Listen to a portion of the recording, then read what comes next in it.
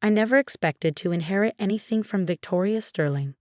My mother-in-law had made her feelings about me clear from the day I married her son David.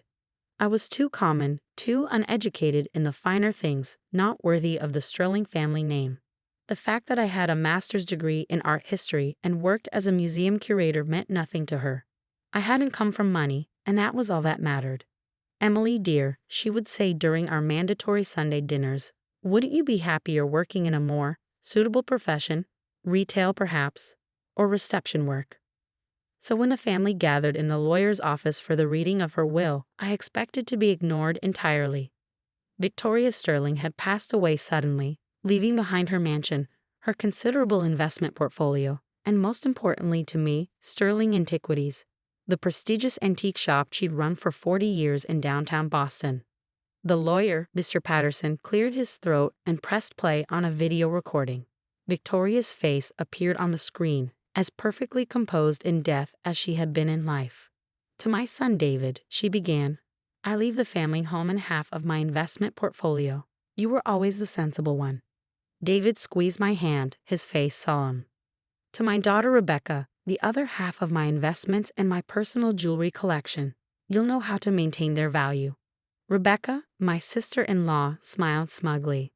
Then Victoria's expression changed, taking on an almost mischievous quality. "And to my daughter-in-law Emily, I leave Sterling Antiquities, including all its inventory and obligations. Perhaps managing a failing business will finally teach you something about the real world.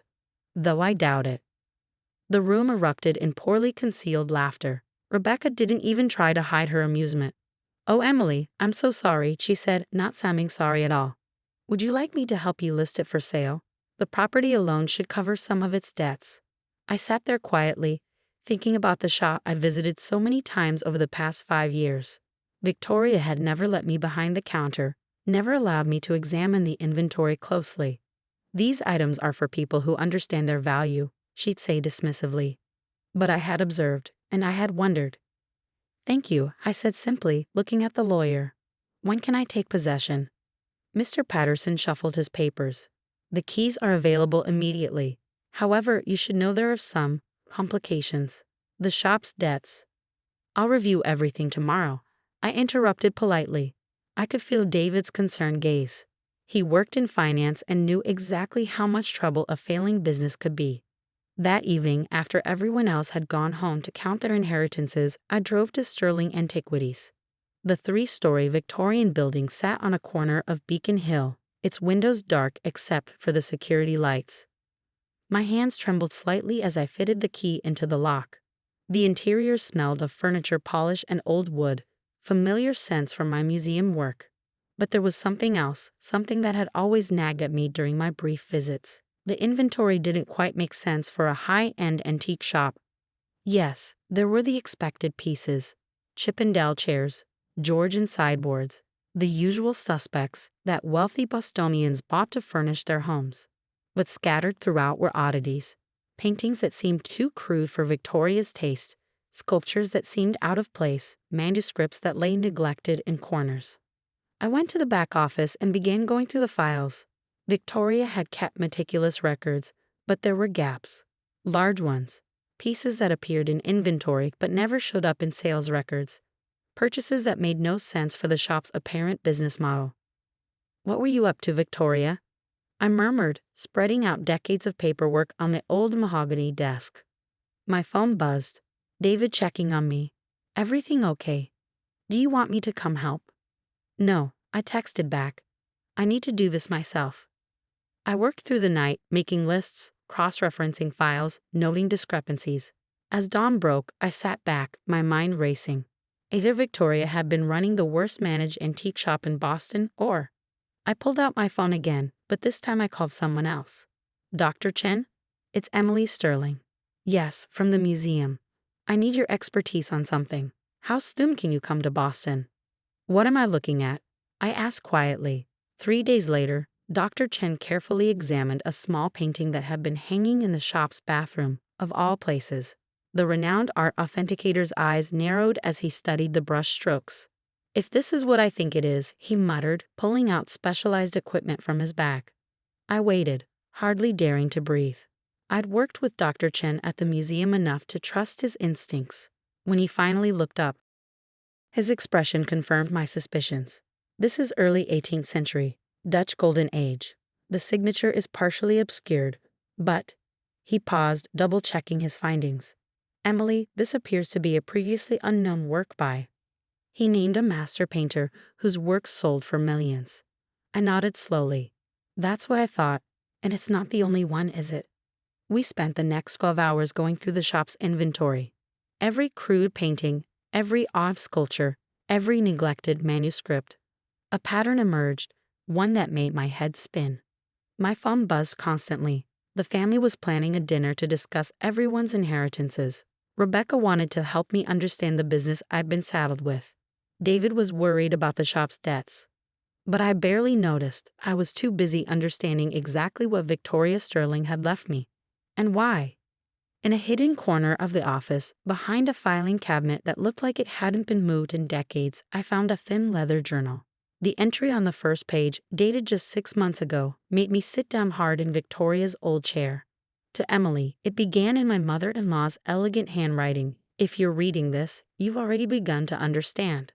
The question is, what will you do with that understanding? I closed the journal carefully, my mind already racing with possibilities. Victoria Sterling had built more than just an antique shop. She created something extraordinary, hidden in plain sight for 40 years. And now it was mine. But first, I had a family dinner to attend. One where everyone would want to know my plans for the failing business I'd inherited. I smiled, thinking of the surprises that lay ahead. Sometimes the greatest treasures are the ones others are too blind to see. And sometimes the best revenge is simply letting them discover exactly what they overlooked. The Sterling family dinner was held at Rebecca's mansion in Brookline, a monument to new money trying to look old. I arrived deliberately late, Victoria's journal tucked safely in my bag, along with some very interesting preliminary appraisal documents from Dr. Chen. Emily, darling, Rebecca air-kissed my cheeks. We were just discussing the shop. I have a wonderful real estate agent who specializes in distressed properties. That won't be necessary, I interrupted smoothly, taking my seat beside David. I've spent the last few days going through the inventory. Yes, about that, David's father, Richard Sterling, leaned forward. The quarterly tax payment is due next week. Perhaps we should discuss your options before you get in too deep. I smiled, remembering the second entry in Victoria's journal. They never bothered to really look, too convinced of their own superiority to see what was right in front of them. Actually, I said, pulling out my tablet, I've been meaning to ask about this inventory list from 1983. Rebecca, your mother purchased a collection from a displaced European family that year. Do you remember anything about it? Rebecca waved her hand dismissively. Mother bought all sorts of things from desperate people. That's what antique dealers do. Interesting. I pulled up a photograph. Because this worthless collection included a set of manuscripts that, according to Dr. Chen, appeared to be long-lost folios from a rather famous composer. The room went silent. David leaned forward to look at the image. Are those original musical manuscripts? Yes. Along with letters documenting their provenance, Victoria kept impeccable records of the real inventory. The real inventory? Richard's voice sharpened. What do you mean? I took a slow sip of wine. Sterling Antiquities wasn't just an antique shop. It was a front for something far more sophisticated. Victoria was a private dealer for museums and serious collectors around the world. The shop's public inventory was just a cover. I started showing more photos. The Dutch master from the bathroom, Renaissance sculptures deliberately aged to look like later reproductions, manuscripts, and artworks that had been considered lost to history. That's impossible, Rebecca sputtered. Mother would have told us. We're her family. Are we? I asked quietly, or were we just the people who lived in her house and spent her money, never bothering to understand what she actually did? I opened Victoria's journal to a marked page and read aloud. They see the surface, never the substance. Emily at least looks deeper. She notices the inconsistencies, asks the questions they're too proud to consider. Perhaps she'll understand what I've really built here.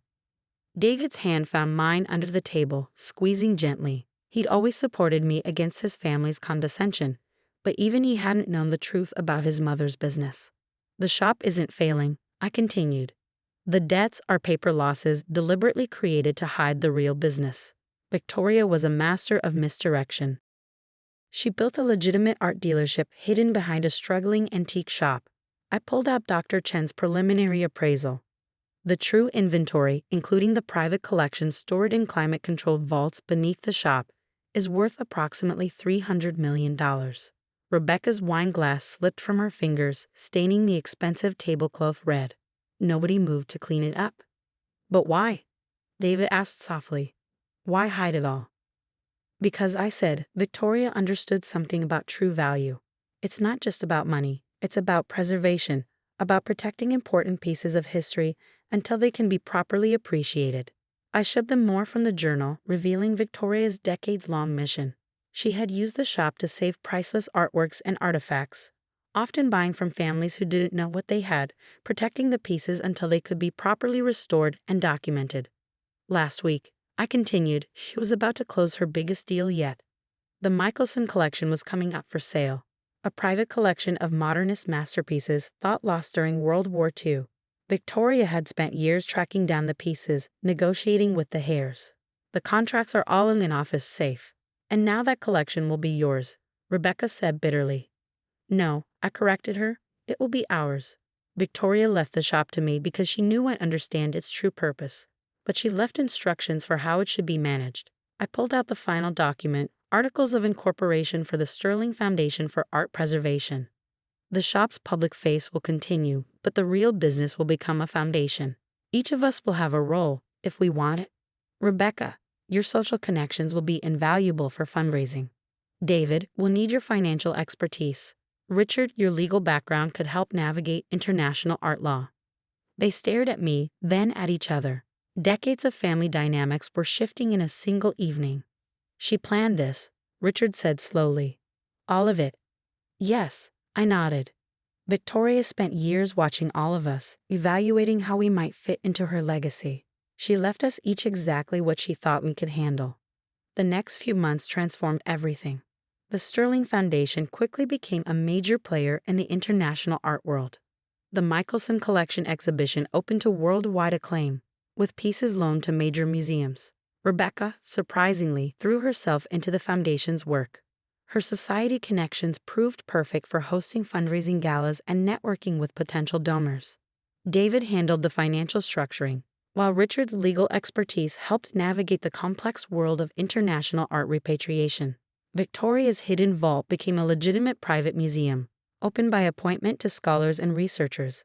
Dr. Chen joined us as chief authenticator, bringing his expertise and reputation to our growing team. 1 year after the will reading, I stood in Victoria's old office, my office now, looking at a photograph I found hidden in her desk.